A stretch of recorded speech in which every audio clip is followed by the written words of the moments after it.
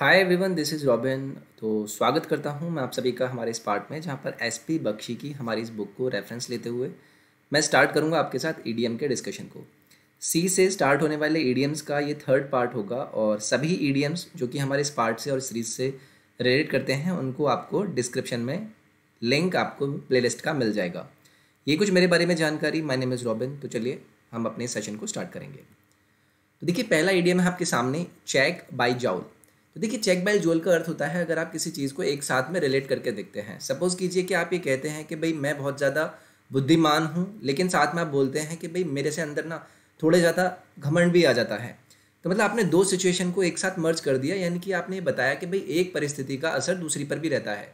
मतलब आप close together, यानी कि क्लोज टुगेदर का यहाँ पर अर्थ इसलिए निकलता है कि दोनों एक दूसरे से क्या करते हैं, रिलेट करती हैं चीज़ें। एग्जाम्पल, इन मेट्रोपॉलिटन सिटीज़ ये बहुत कॉमन है कि जो एफ्लुएंस है यानी कि समृद्धि या फिर आप अमीरी बोल सकते हैं, और साथ में पोवर्टी, ये दोनों क्या करते हैं, एक साथ एग्जिस्ट करते हैं।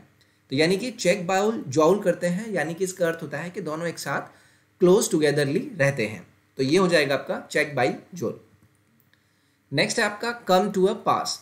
तो देखिए, आपने देखा होगा कि जो माउंटेन्स रेंजेस होती हैं उनके बीच में कुछ कुछ पासेस होते हैं। तो हम ये समझते हैं कि भाई जब आप इस पास से होकर गुजरते हैं तो काफ़ी सारी डिफ़िकल्ट और अनसर्टेन एंड जो आपकी सिचुएशंस होती हैं वो आपके सामने आती हैं, खाई वगैरह दिखती हैं। तो हम ये बोल देते हैं कि भाई वो आपके लिए क्या है, एक बहुत ज़्यादा डिफ़िकल्ट सिचुएशन है।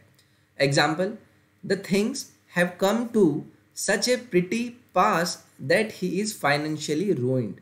यानी कि फाइनेंशियली क्या है, वो बर्बाद हो चुका है, क्योंकि चीज़ें क्या हैं, एक ऐसी डिफ़िकल्ट सिचुएशन में आ चुकी हैं। यानी कि थिंग्स कम टू अ पास जहाँ पर वो बहुत ज़्यादा फाइनेंशियली बर्बाद हो चुका है। नेक्स्ट है आपका क्लोज शेप। तो देखिए, क्लोज शेप का अर्थ होता है अगर आप बाल बाल बच जाते हैं। जैसे कि आपकी गाड़ी कहीं जा रही है, आपने नैरो स्केप लिया और आपको पता चला कि जस्ट आपका यहाँ से छोटा सा एक्सीडेंट होने से बचा है, बहुत बारीकली आपने स्केप किया वहाँ से। तो उसके लिए आप ईडीएम यूज़ कर देते हैं क्लोज शेप।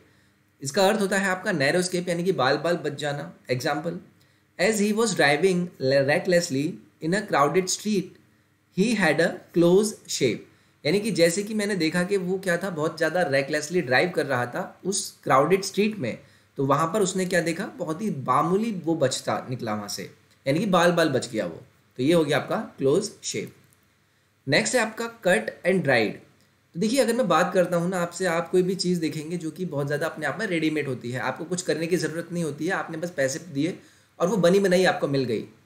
तो हम उसके लिए यहाँ पर एक ईडीएम यूज़ करते हैं कट एंड ड्राइड। जैसे कि आप मार्केट में देखते हैं अचार मिलते हैं। अचार क्या होता है, यूजुअली पैकेट में बने बनाए मिल जाते हैं, तो वो रेडीमेड होते हैं। तो मतलब वो ऑलरेडी अपने आप में कट हो चुके हैं, उनको ड्राई किया जा चुका है, पूरा प्रोसेस किया जा चुका है। तो इस तरीके से आप इस ईडीएम को याद कर सकते हैं कि कट एंड ड्राइड यानी कि कोई चीज़ अपने आप में रेडीमेड है। Example, there is no cut and dried formula for success in life. यानी कि लाइफ में सक्सेस पाने के लिए कोई ऐसा क्या है, रेडीमेड फॉर्मूला नहीं है ताकि आप सक्सेस पा जाएंगे। आपको काम करना पड़ेगा, आपको उस प्रोसेसिंग से गुजरना पड़ेगा। तो ये हो जाता है आपका कट एंड ड्राइड। नेक्स्ट है आपका क्लिंच द इश्यू। देखिए, क्लिंच का अर्थ क्या होता है, क्लिंच का यूजुअली अर्थ होता है आप किसी चीज़ को अचीव कर लेते हैं। अगर मैं यहाँ से आपको ईडीएम यूज़ करूँ क्लिंच द इश्यू, तो यहाँ पर आपको अर्थ मिलता है डिसाइड द मैटर। यानी कि आप उस चीज़ को, किसी भी चीज़ को करने से पहले आप उसको डिसाइड कर लें कि आपको करना है या नहीं। Example, when he agreed to leave the house for good it clinch the issue in favour of his wife. यानी कि जब भाई वो मान गया कि वो घर को छोड़कर चला जाएगा, ऐसे बात पर उसने एग्री किया अच्छे के लिए, तो इस तरीके से आपको क्या पता चला, वहाँ पे ये पता चला कि भाई जो फेवर है वो उसकी वाइफ के पाले में चला गया है, क्योंकि उसने इस इश्यू को क्या कर लिया, क्लिंच कर लिया है। यानी कि ये मैटर डिसाइड कर लिया जा चुका है।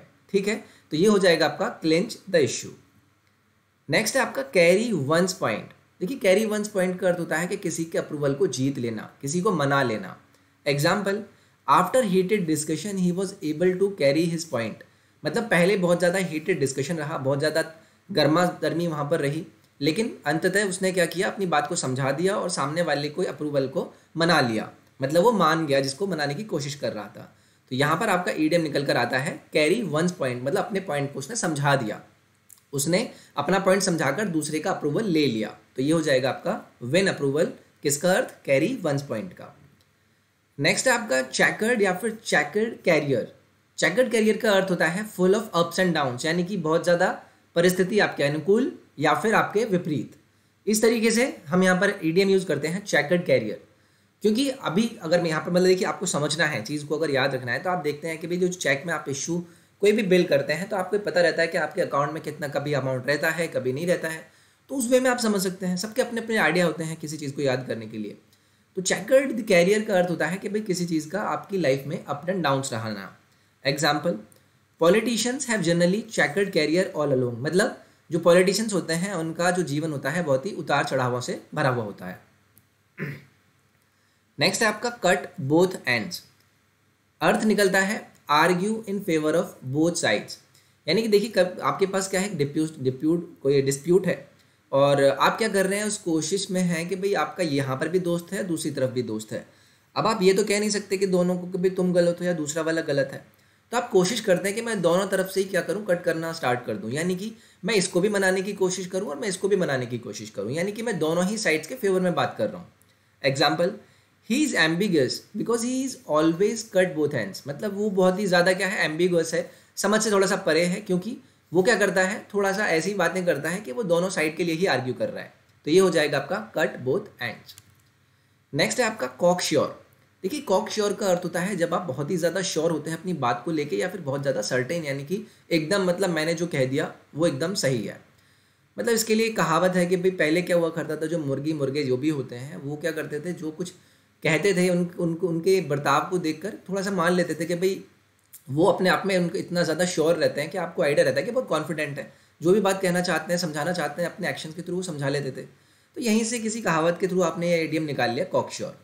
Example, he was so cocksure of his success that he applied for the job before the declaration of the result, मतलब अपने रिजल्ट के डिक्लेयर होने से पहले ही उसने ये डिसाइड कर दिया, उसने ये सर्टेन कर दिया, उसने ये श्योर हो गया वो कि वो क्या हो जाएगा, अप्लाई कर पाएगा इस जॉब के लिए। उसने कर दिया अप्लाई, मतलब उसको इतना श्योर था कि मैं अप्लाई कर देता हूँ, मेरा रिजल्ट जो भी आएगा मैं अप्लाई कर देता हूँ, he was so cocksure, मतलब उसको पूरा अनुमान था। नेक्स्ट है आपका cock a snook. Cock a snook का अर्थ होता है जब आप शो करते हैं अपना बहुत ज़्यादा इम्प्रूडेंट कंटेंट, मतलब आप इस तरीके की बातें करने की कोशिश करते हैं कि मैं अपने आप को कहीं एक बैकवर्ड डायरेक्शन में अपने आप को शो करता हूँ, थोड़ा सा हट के, मतलब नेगेटिव वे में मैं समझाने की कोशिश करूँ तो। Example, she is so proud of her wealth that she always cocks a snook at the acts of her husband, मतलब ये क्या है, इतनी ज़्यादा प्राउड है अपनी वेल्थ को लेकर कि वो क्या करती है, हमेशा अपने जो उसका बिहेवियर रहता है, जो उसका कंटेम्प्ट रहता है, वो बहुत ही इम्प्रूडेंट रहता है, जिसमें वो अपने हस्बैंड को लपेट लेती है। तो ये हो जाता है आपका cock a snook. So this was this session जो कि आपका ईडीएम से रिलेटेड था, एसपी बख्शी से। सेशन अगर पसंद आया please do like it, video को शेयर करें, चैनल को सब्सक्राइब करें, और टेलीग्राम और इंस्टाग्राम के लिंक आपको डिस्क्रिप्शन में मिल जाएंगे, वहाँ पर जाकर आप उन्हें ज्वाइन कर सकते हैं। अनअकैडमी के बैचेस आप देख सकते हैं, CGL, CHSL, CPO, test series, सभी आपको बैचेस वहाँ पर मिल जाएंगे। 10% से ज़्यादा का आप डिस्काउंट ले सकते हैं अगर आप SSC YT का कोड यूज़ करेंगे। मैं नेक्स्ट पार्ट में आपसे मिलता हूँ, अपना ख्याल रखिए, take care, bye bye, thank you.